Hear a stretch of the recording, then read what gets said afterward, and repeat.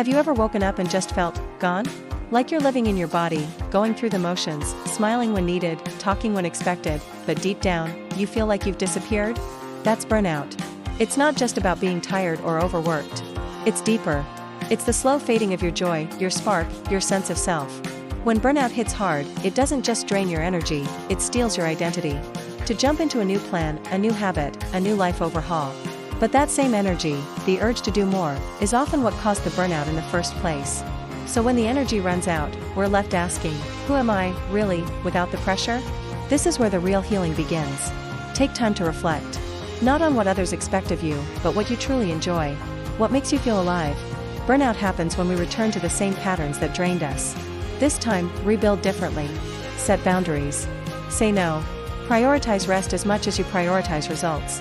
Redesign your schedule to include breathing room, not just between tasks, but within your days. You don't have to earn rest, you need it to survive. And more than that, to thrive. Maybe it was born out of fear, not freedom. Burnout is your body's way of saying, this life is not sustainable. So what does success mean now? Peace? Health? Time? Simplicity? Fulfillment? Realigning your goals with what actually matters to you is one of the most liberating steps in recovery.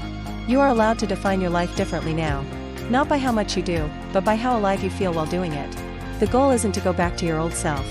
It's to build a better, wiser version of you, one that respects your limits and honors your peace. Days when you feel inspired, and others when you feel like hiding again. Burnout may have stolen your energy, your joy, even your sense of purpose. But it didn't take you. You're still here. Still breathing. Still capable of coming back stronger, softer, and more real than ever before. This version of you, the one who is healing, learning, and growing, this version is already enough. So take one small step, then another. And trust that you're not going back to who you were. You're becoming who you were always meant to be. That's okay. Healing isn't linear. What matters most is the way you talk to yourself during the hard moments. Be gentle. Be forgiving. Treat yourself the way you would treat a tired, hurting friend, with kindness, not criticism. Burnout might have made you forget your worth, but compassion will help you remember it again. What brings peace, not performance? You might journal. You might walk in silence. You might reconnect with childhood passions, art, music, nature. These are not luxuries. They are lifelines. And slowly, they guide you back to the version of yourself that's more than just what you do, someone who is. The healing starts not by pushing forward, but by pausing. Give yourself permission to stop, to rest, to unplug. This isn't laziness, it's medicine.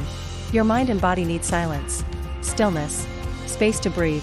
And in that pause, in the quiet moments, you'll start to hear the small voice of your true self again, the one that's been drowned out by all the noise. But human connection is one of the most powerful tools for healing. Not with people who drain you. Not with those who expect you to snap out of it. But with those who make you feel safe, seen, and accepted. Sometimes, it's just one person, a friend, a therapist, a partner. Talking honestly about how you feel can release the weight you've been carrying alone. Let others hold you when you can't hold yourself. Healing happens faster when you're not doing it in the dark. You forget who you were before the stress took over. But the truth is, even though you may feel lost, you're still there. And this video is about helping you gently find your way back. Part 1, Understanding what burnout really is. Burnout is more than stress. It's emotional, mental, and even spiritual exhaustion. It happens when you've been running on empty for too long, giving more than you're receiving, pushing through pain, and ignoring the small signals your mind and body were sending. It often hits people who are driven, responsible, and caring, people who take care of everything and everyone else but forget to take care of themselves. Eventually, the pressure builds, and something inside just shuts down. You stop feeling motivated. You stop enjoying the things that once excited you. You feel numb, detached, and maybe worst of all, you feel guilty for not being yourself. But here's the thing, burnout didn't break you. It buried you. And we can slowly start digging you back out. Part 2, Stop pushing, start pausing. When you're burnt out, your instinct might be to fix it quickly. Part 3, Ask yourself, who am I without the pressure? Burnout often reveals a painful truth. We've built our identity around performance. Around being productive.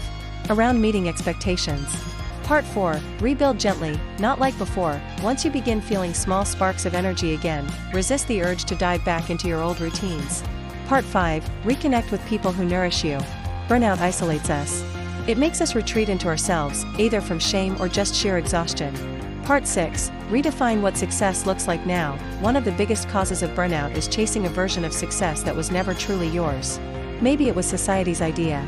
Maybe it was your parents'. Part 7. Practice self-compassion, every day. Finding yourself after burnout is not a one-time breakthrough. It's a daily practice. You'll have good days and bad ones. You are not lost forever. You're just in a season of rediscovery.